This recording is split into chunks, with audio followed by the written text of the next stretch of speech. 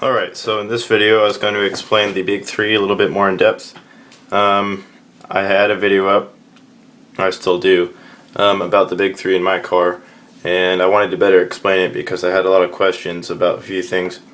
So I'm going to go and really explain this as best as I can, so we all can understand. In this diagram I show engine, alternator, battery, and amplifier. These are the main components you'll have already, assuming that you already have a system in your car.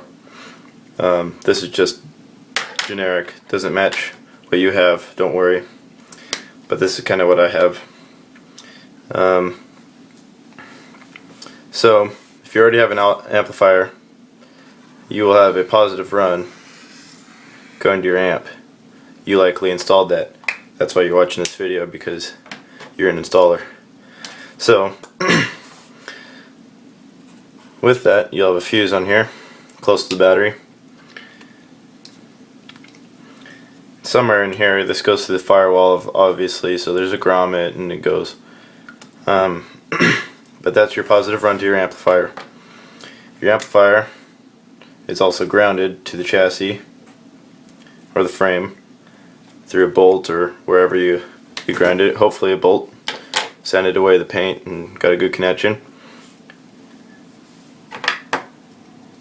Also, there is a positive wire coming from your alternator to your battery that charges your battery.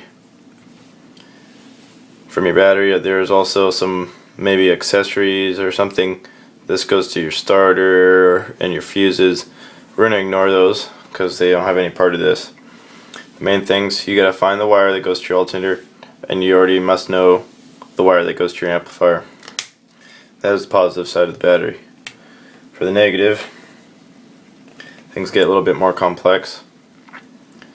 You likely have a ground that goes to your engine block somewhere. You may also have a ground that goes to your chassis to a bolt. You may have both of these, or you may have only one of these. Likely you'll only have the engine ground, but there are some cases where it's only the chassis ground or both. Most of the time, like in my case, there was a ground that went to the engine somewhere on the motor. This is the 6-cylinder in my car, so I'm going to use that for the example. Basically, you just trace your ground and you'll find out where it goes.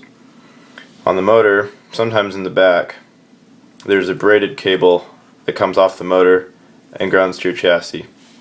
So if you don't have this, your chassis does get grounded maybe. If that doesn't exist, then it kind of gets grounded just through the engine itself, which isn't a very good ground, so that's why we're here today to talk about it. So just keep in mind, this may not exist, this may not exist, and this may not exist. It's kind of on your own situation, so you really have to take some time out to trace the ground right off your battery and see whether or not it goes to your motor or to your chassis or to both, and find out whether or not there's a braided cable here. So with that being said, what is the big three? That's what we're here for. If you already can find these grounds, that's great. The first thing with the big three is the grounds. You pretty much should upgrade this wire with 0 gauge preferably. That ensures a great connection to your motor. That improves sensors, a lot of things. The performance of your motor increases just because it's getting good contact. Also, you need to upgrade this wire, or if it doesn't exist, add this wire, or vice versa. If this is the only one that exists, add one to your motor. But that needs to be somewhere on the frame, substantial, like a big bolt, somewhere you sanded away the paint and got a really good connection. Because this same connection corresponds with the connection made near your amplifier. That's how this circuit's completed. So you gotta make sure you have one to the chassis with a good bolt and one to the motor. If you don't have either of these right now, once you're done, you should have both of these for sure. This doesn't need to really be touched. It's just a little braided cable. It's not worth spending time on, because you've taken care of the connections right here. The last thing of the big three, and maybe just as important, is your connection between your alternator and your battery. A lot of times this is a very small wire, and so the amps coming out of your alternator aren't quite enough to recharge the battery.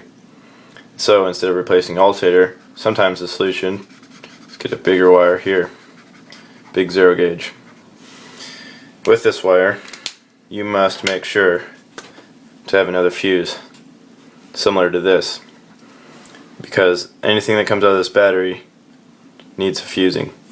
These already have fusing of their own and all that, so don't worry about all that. But if you installed your amp, you should know that it needs a fuse to protect the amp and the battery in case of something happening to the wire. Well, it's the same thing with the alternator. So once you've done that, that's pretty much completes the big three.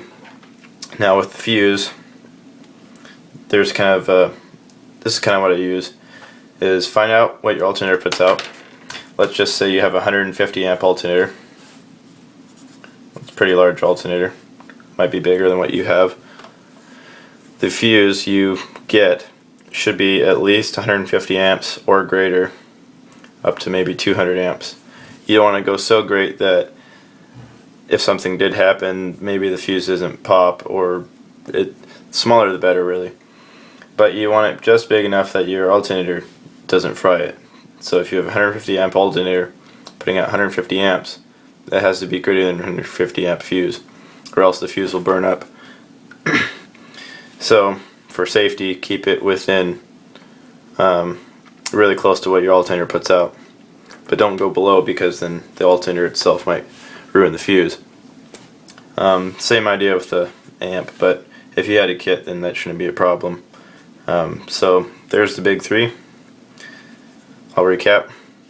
You have one run coming from your alternator to the positive of your battery. 0 gauge run. It will have a fuse near the battery. Must have a fuse.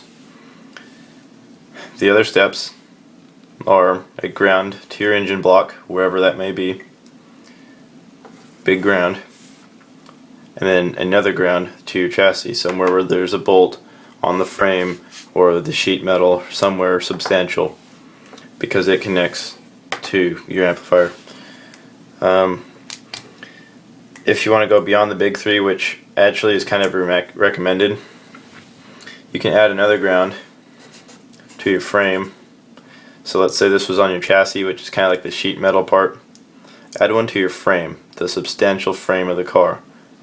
You need probably to have both. This is completely optional, but it does actually help.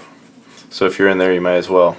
And then if you're really wanting to go overboard, some alternators have a ground spot on them, so you can ground to the alternator. Actually, some cars stock have this grounding, so if you do find that, also upgrade that along with your engine ground, or if that substitutes your engine ground, then that's fine also. So this might be the preferred situation, but just keep in mind, all you really need is one to the engine, one to your chassis, and that's the big three. So thank you for watching. Like, subscribe, comment. Thanks.